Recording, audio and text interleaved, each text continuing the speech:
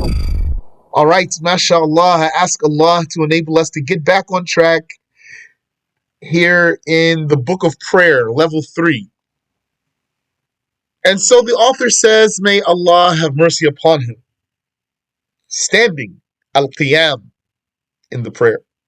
Normally standing upon one's feet. Standing upon one's feet in a normal way.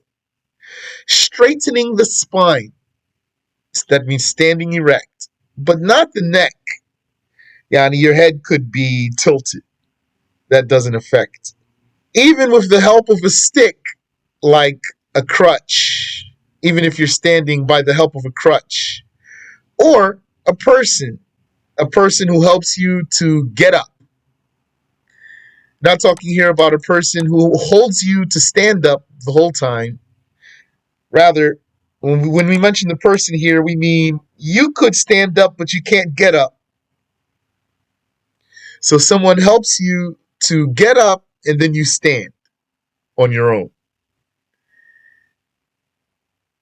So normally standing upon one's feet, straightening the spine but not the neck, even with the help of a stick like a crutch, or a person if that is not harmful. Even for a salary, if you had to pay this person, you could afford to pay him. And he takes a salary of such a task, then you'd be obligated if able. This standing is an integral for an obligation, for an obligatory prayer, not for an optional prayer. Standing is not an integral for an optional prayer. So you would see in the books of the Shafi'is that they said about the integral of standing, when they count the integrals of the prayer, when it comes to standing, they say, standing for the obligatory prayer if able. And maybe some books, they just say standing, so then that would mean that they're not mentioning the detail for you. But in those books, when they say standing for the obligatory prayer when able, that's a signal to the fact that standing is not an integral for the optional prayer. Standing is an integral for an obligation by consensus. Thus, even a child stands for a vow or a funeral prayer or a repeat prayer because he's doing what appears to be obligatory. Hunching over or crouching closer to being bent over is invalid, meaning if you're bent over so much that it's not standing erect, it's not standing up straight. At some point, if you were to bend over or hunch over, you would be too crooked. Your body, your posture would be too crooked to be valid for the prayer. If one can stand but not bow or prostrate because of a bad back, he stands since he is able. And then, for example, for his ruku', if he can just bend over a little bit, then he does that because that's as much as he's able to do. If he cannot stand because of nausea on a ship, or more quantified by the Imam, a difficulty preventing reverence for God.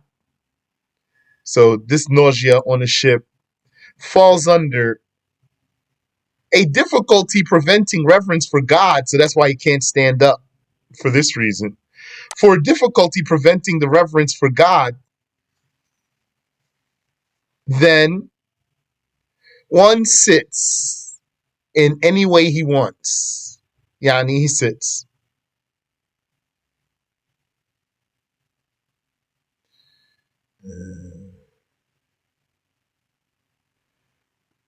Though iftirash is the better way to sit when replacing standing. That's better than sitting cross-legged, or what some people might call sitting Indian style, though that's valid because it's sitting. So we talk about a person who can't stand, so he's going to sit. How should he sit? In any way he wants. Is there a better way? Yes, iftirash is the better way. even to make up a prayer that was missed while healthy.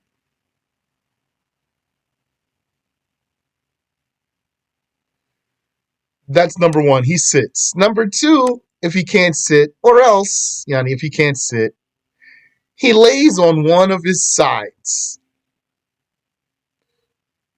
That's what came in the hadith. Ala jamb, on a side. So one of them. Preferably the right, though.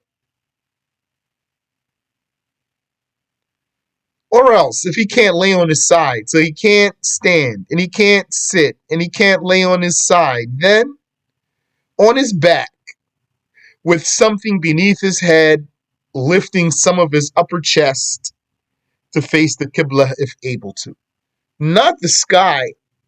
Yani, he's laying on his back, his feet are towards the Qibla, so he needs something to prop up his chest and his head so that he's not simply facing the sky because he's laying on his back. Facing the sky is not valid. Or else, if he can't lay on his back, yani, he can't stand, nor sit, nor lay on a side, nor on his back. Then, so let me check this one here. Because number three is he lays on his back. Here, this means his feet are towards the Qibla.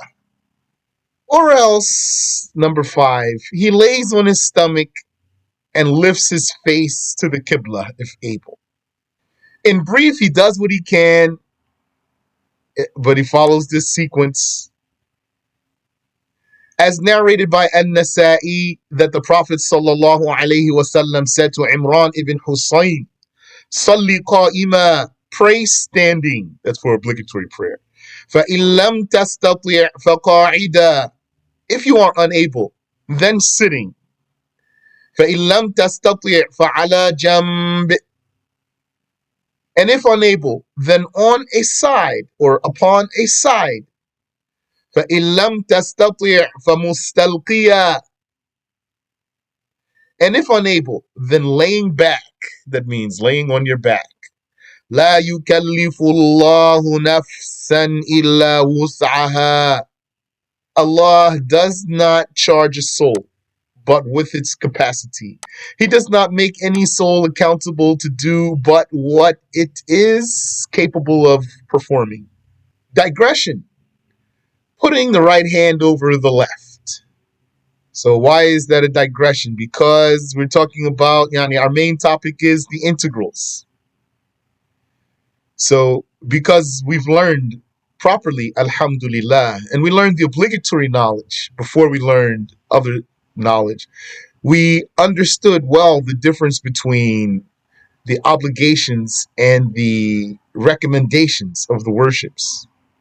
So in Abu Shuja', he has a section for the integrals of the prayer, and he has a section for the optional parts of the prayer.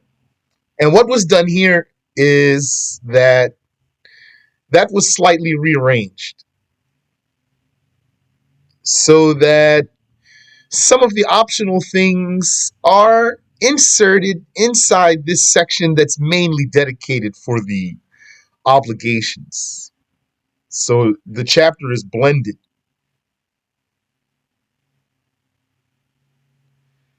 Why? To give you a different presentation.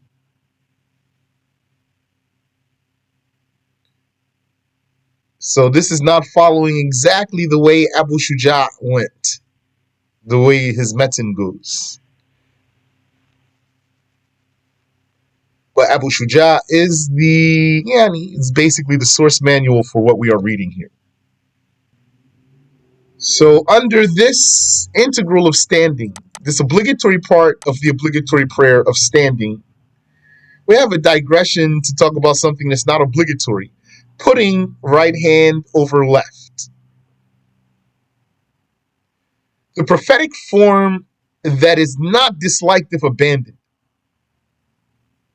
and chosen by the Shafi'is, the form that we're going to describe. This one is the one chosen by the Shafi'is for the standing position, or what replaces standing, That prophetic form is putting the inner right hand, that means the palm, the inner palm and the inner fingers, the inner right hand on the back of the left, gripping the bone by the thumb. So you have your thumb, and there's a bone right there under your thumb. And the wrist. So you might ask, what's the difference between that bone and the wrist? And so the reason these came out different is because I was translating. So the scholars mentioned the bone that's by the thumb, and they mentioned the mafsal, or the mifsal. I think it's mifsal, and they mentioned the joint that other than the bone, yani the hinge between the hand and the arm. So they mentioned those two separately. So that's why it's split here. So putting the inner right hand on the back of the left hand, gripping the bone by the thumb, and gripping the wrist, so that bone and all of the wrist too, and part of the left forearm. So part of your left forearm is in your right hand. Because of the report of Muslim from the route of Wa'il ibn Hajar, that the Prophet sallallahu alaihi wasallam raised his hands when he entered the prayer, then put his right hand over the left. So that's the hadith. And that should be between the chest and the navel. Here, that should be between the chest and the navel. That's continuation for this. The form chosen by the Shafi'is is to do all of what we said here, and then we put a hadith that proves what was said, and then also add to that those two hands should be between the chest and the navel. That's what the Shafi'is chose, though other forms are reported from the Prophet alayhi salatu wassalam. The prophetic form chosen by the Hanafis is right hand over left, beneath the navel. As for the Malikis, many do not put their right hands over their lefts at all, and some do, which is a confirmed prophetic practice. Malik himself narrated that in his Muwatta, and the prayer is not disliked without doing so, as we said here. This is not disliked. So Ibn Hibban narrated that the Prophet sallallahu alaihi wasallam said, أمرنا معاشر الأنبياء بتعجيل الفطور وتأخير السحور وأن نضرب بأيماننا على شمائلنا في الصلاة. We, the prophets, were ordered to rush to break the fast, to delay the pre-dawn meal, and to put our right hands over the left in prayer. So that's the end of this the segment on standing.